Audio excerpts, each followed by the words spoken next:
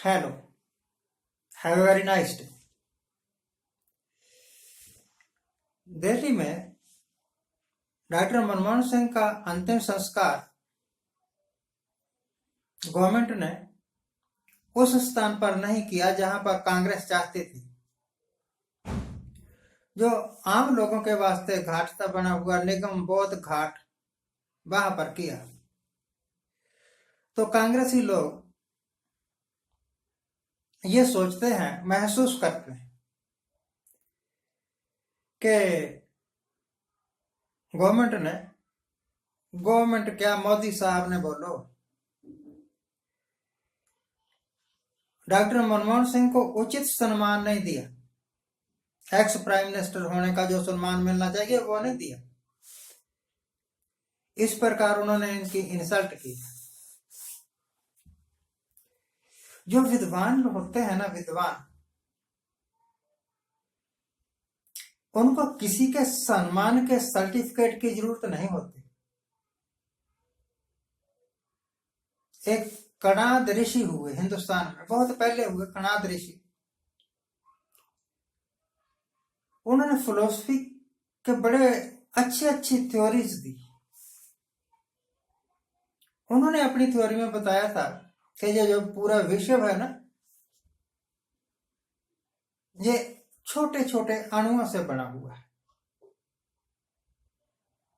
Philosophy में कहा था। और बड़ी बाद में जाके ये पता लगा, एटम की खोज की गई। एटम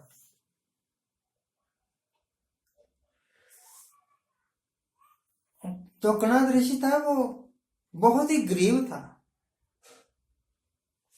रोटी प्राप्त नहीं होती थी उसको। खेतों में जब खेत फसल काट के चले जाते थे ना किसान, तो उसके बाद जो बिखरी हुई बालियां वगैरह होती थी ना, उनको इकट्ठा करके उस अनाज को जितना भी बन जाता था उसकी रोटी खाया करता था। इसी करके उसका नाम कणाद था, कण कण इकट्ठा करने वाला। पर उस वक्त के जितने भी विद्वान थे उनका कोई नाम ही नहीं लेता। कणाद ऋषि को जानते हैं। डॉक्टर मनमोहन सिंह को कभी जरूरत नहीं पड़ी अपने एमए के सर्टिफिकेट दिखाने की या किसी दूसरे सर्टिफिकेट दिखाने की। जिस वक्त वो प्राइम मिनिस्टर नहीं थे या फाइनेंस मिनिस्टर नहीं थे, उससे बहुत पहले डॉक्टर मनमोहन सिंह के सिग्नेचर गवर्नमेंट ऑफ इंडिया के नोट पर चला करते थे। आपको पता होना चाहिए कि गवर्नमेंट ऑफ इंडिया का सिर्फ एक ही नोट होता था, अब तो शायद बंद कर दिया। 1 रुपए का नोट, उसको गवर्नमेंट ऑफ इंडिया के जो वित्त सचिव होते थे वो सिग्नेचर किया करते थे। रिजर्व बैंक का उससे ताल्लुक नहीं था। और 1 रुपए का note he government of India जारी कर सकती थी, बाकी सारे करेंसी जो है वो रिजर्व बैंक ऑफ इंडिया जारी करते। मोदी साहब को उन दिनों कोई जानता भी नहीं हो, जब वो वित्त सचिव थे, जब उनके नाम के उनके सिग्नेचर्स के अंडर नोट चला करते थे। तो महान कौन हुआ? वो ना कि इस पॉलिटिक्स, गंदी पॉलिटिक्स से बहुत दूर, बहुत ऊंची पदवी पर बैठे हुए डॉक्टर मनमोहन सिंह की ये क्या बेइज्जती करेंगे और ये क्या सम्मान देंगे। जो सम्मान देता है ना इंसान को, वह झूठा सम्मान है। जो कुदरत देती है वह सच्चा सम्मान है।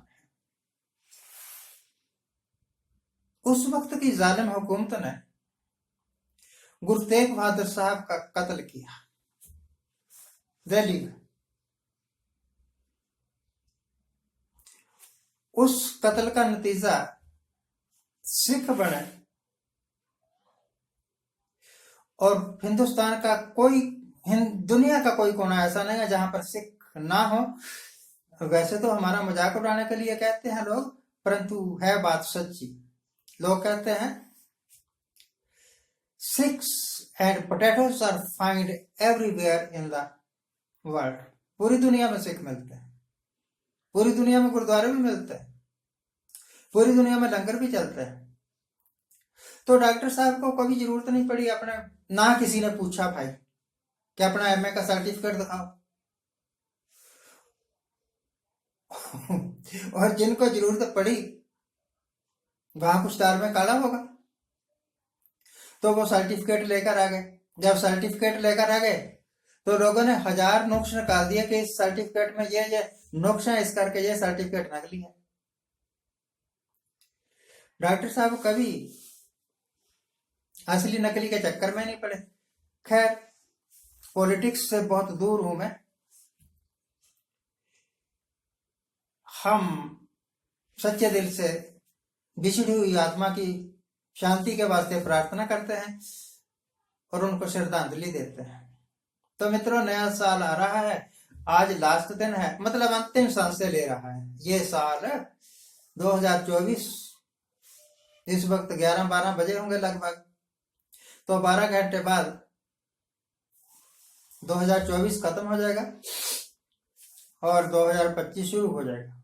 लोग 25 नया साल शुरू करते हैं, कैसे करते हैं? बहुत ऊंची म्यूजिक चलाते हैं, डीजे वगैरह लगा के। 8 बजे से शुरू हो जाते हैं, 7 बजे से। कई मेरे जैसे तो भाई सारा दिन ही शुरू ही रहते हैं, शराबें पीते हैं, डांस करते हैं, गंदे गंदे गानों पर नाचते हैं, और जैसे ही 12 बजती है, घड़ी 12 बजाती है, और एक दूसरे को बधाइयां देते हैं, happy new year, happy new year, happy new year. अरे काहे का हैप्पी और काहे का न्यू ईयर? महंगाई दम तोड़ रही है, महंगाई कमर तोड़ रही है आदमी की। Sorry, slip of the tongue. Hindustan में कोई बात नहीं करता गरीबी की, कोई बात नहीं करता बढ़ती हुई पॉपुलेशन की, कोई बात नहीं। अभी दिल्ली में इलेक्शन है ना, तो केजरीवाल कहता है कि मैं पुजारियों को 18,000 रुपया महीना तनख्वाह दूंगा। है कहीं कोई बात कि भी महंगाई बढ़ रही है, मैं ये करूंगा, पॉपुलेशन बढ़ रही है, उसको कंट्रोल करने के लिए मैं ये स्टेप उठाऊंगा, प्रदूषण बढ़ रहा है, मैं इसके वास्ते ये कर दूंगा या कर दिया, पुजारियों को इतने 1,000 रुपये महीना पेंशन दे दूंगा, औरतों को इतने 1,000 रुपया महीना पेंशन दे दूंगा। ये वोटें मांग रहे हो या वोटें खरीद रहे हो? अगर वोटें खरीद रहे हो तो पॉलिटिक्स जो है ना, वो डेमोक्रेसी नहीं है, वो तो खरीदो फरोख्त का धंधा हो गया। जिस तरह पीछे एमएलए वगैरह खरीदे जाते रहे, और शायद इस बार भी एमपी खरीदे गए हैं, तभी तो सरकारें बनी हैं। अदरवाइज मोदी साहब के पास तो 240 ही थे। बाकी खरीदो फरोख्त, उसको ढकने के वास्ते नाम दे दिया जाता है प्री इलेक्शन अलायंस। तो नया साल मुबारक हो, इसके वास्ते आपको कोशिश तो करनी चाहिए, पर अपने मन को धोके साफ कर लेना चाहिए।